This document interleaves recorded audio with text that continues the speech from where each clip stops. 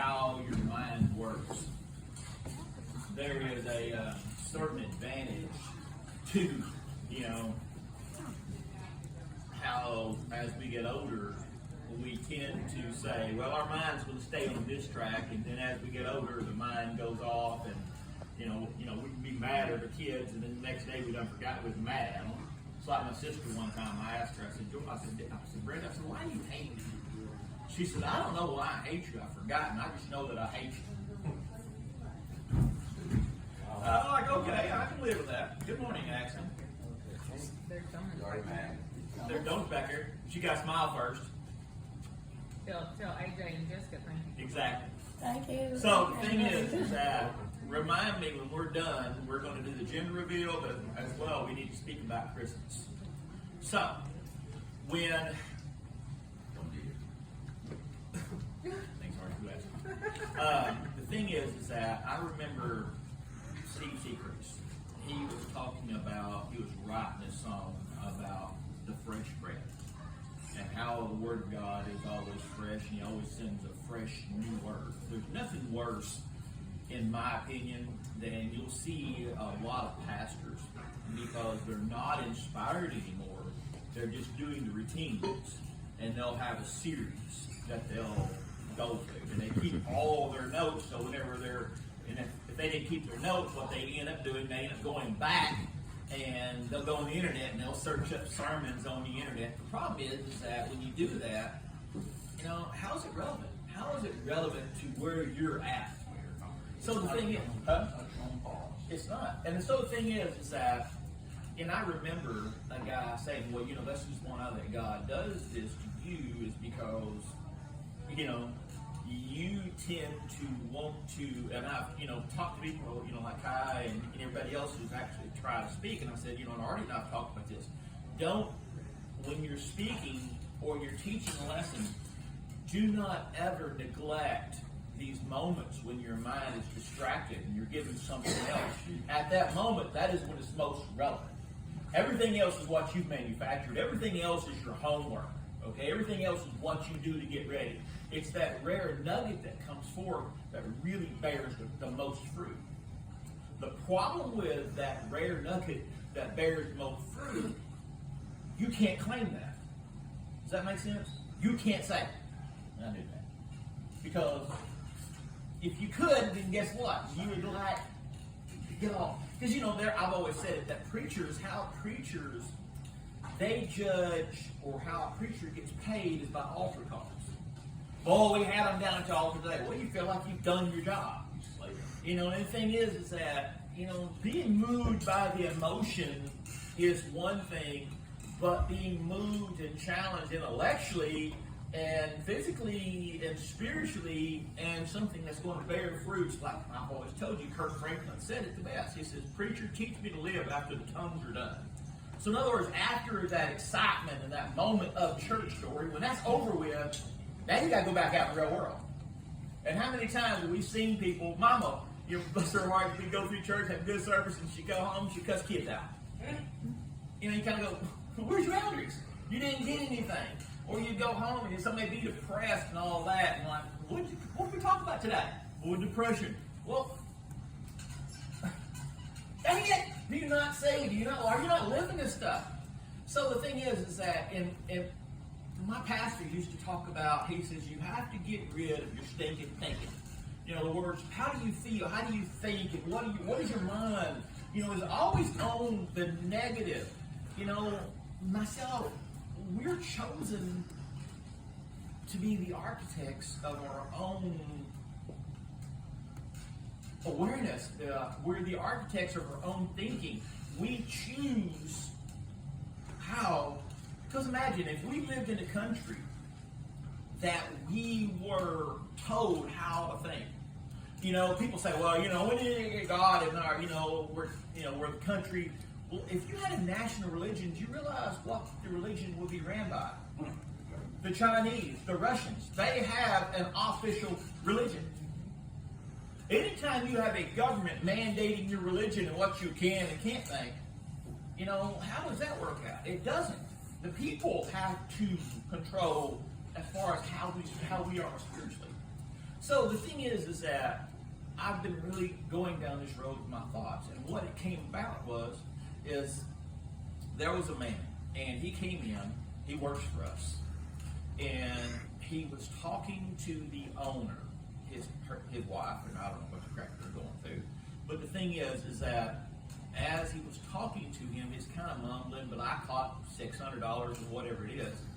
And after he was kind of walking out, and she was talking about, well, you know, so you found the apartment. So he was asking for an advance. He's already he's already drawn out so much money from the company. Now he's asking for another advance because we got to go get him another apartment. He's not kicked out of another apartment, or he's moving out because of where he's living at. Is, you know, we're talking about on the Asher. David knows where we're at, but it's not the good part of Little Rock. Asher, Dyer Springs, all that over there. It's not Asher Arch Street. It's all that environment. It's right down the road. I remember as a kid, they talked about College Station. They talked about Sweet Home. Don't whatever you do, don't go in there. Realize that's where we're at. So, what am I here? So the thing is that we was talking about it, and as he walked out, I looked at my boss, you know, Karen. She works with me, and I said, Karen, I said, I would hate to know that I'm that man, 60 years old, 59 years old, and to know that this is his existence for the rest of his life. And I'm not talking about, I don't care to live in poverty. That's not what I'm talking about. I don't care. My gosh, anytime you want to talk about wealth, I live in a storage building. Okay, that disqualifies everything. I don't care about this stuff. What I'm talking about is having to live in that environment. But more so, I'm not talking about the physical environment. What I'm talking about is the mental environment. That's what I'm talking about. We choose to live. The mental environment reflects upon the physical environment. If you're in a bad mood, if you see that there is no hope in your life, no hope in your world, you're never going to have anything, then what is your whole outlook about everything that you do? It's nothing. And so your existence is nothing. But yet, you think that.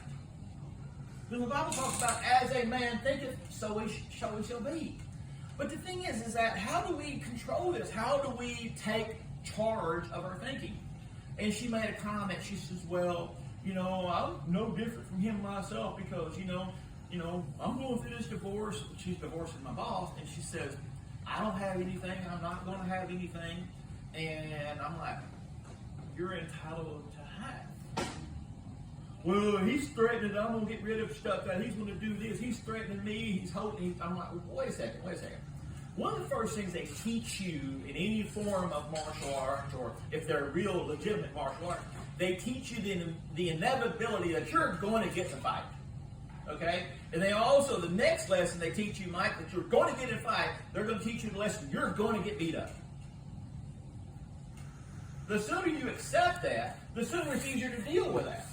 Because if they taught you that you was invincible, oh my gosh, you can defeat anybody, then all of a sudden you got beat up, your world would crumble. Why do they teach you that you're going to get beat up? Because if you're going to get beat up, you're expecting it. And so the thing is it doesn't bother you because you dealt with it mentally. You know how, because the thing is that it's not the fact that you get beat up, Zeke, it's the fact that you get up after it. And you do it again. You keep going back at it. You keep going, but you also learn your lessons from it. You don't quit. So the thing is that I remember telling this guy that used to, and I've told you the story. This guy had come from a very wealthy family, but he was just because of the drugs, because of the drinking, because of all this, every bit of money that they've ever gotten, they just blown it. They had nothing. And I said one time, I'll tell you what this guy needs. This is back when I used to believe that if I gave my opinion on things, that would change things. Yeah, I learned that don't work. So, thing is that I'm just learning now, just look at people and go. But I told his wife, I said, what James needs? I said, James needs to be taken out in the field, and he needs beat until that he stands up, Chris, and says, I'm not getting beat no more. Once you decide you're not getting beat no more, then now what are you going to do? I've had enough. You've had enough. that's all of a sudden there's this hardness because you done accepted your beating. You're not sitting there like, oh my God, I thought I was invincible. You know you're going to get beat up. You put yourself in this environment, but what you do is you get up. We've all been beat up financially. We've all been beat up by our thoughts. Why is it so relevant right now? Because y'all know where we're going. What is the high suicide rate and all that? What time of year is it? Right now. Usually, I'm already into the death spiral. Be honest with you. Cheryl, I move into the death spiral about October. Sometimes in the summer, I would sit there and my mind would flash on holidays in the middle of the summer, and my mind would go, and it would just hit me. I got this, and this is going to happen, and I got to go there. You know, how much tragedy do we feel in our life when we think about it? We got to go places we don't want to go. And be around people we don't like. So the thing is that if we're the architects of our thinking, we have to make decisions. And I looked at her, and she says, well, you know, I said, they tell you when you get into a fight, the next thing that they tell you, if a person walks up to you, Zeke, and they've got this knife in their hand, and they're showing it to you, what are they doing? Advertising. They're what? They're intense. Scared. Huh? They're intense. They're afraid. They're trying to bluff you. A person, if I walk up to you like this, I'm not telling you I'm going to cut you. I'm afraid of cutting you. I want to back you down. A threat that's outward like this guy does not want to cut you. They ain't gonna use it. This, They pull out the gun, shoot. yeah. Or they walk up. Somebody walks up to you in a fight like this right here. What do? You back away. You back away because you don't know. And they don't want you to know what they're going to hit you with. So the threat that you don't see is the threat that you have to think about.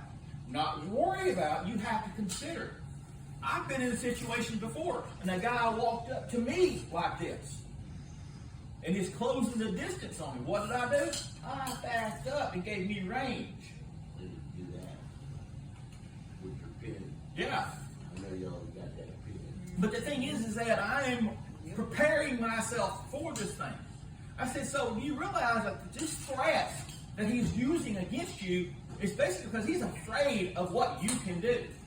What can I do? Take half of what's his, if not more so. He does not want to give up what's his, so he's going to scare you to make you quit. Think about that in terms of the intimidator, the antagonist, Satan, whatever you want to call him. But the thing is that what he does is he tries to scare you into these things.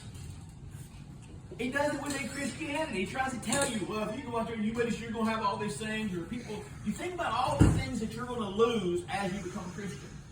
Because again, he's trying to scare you. What does he not want to do? The thing is that we want to understand the nature of our threat.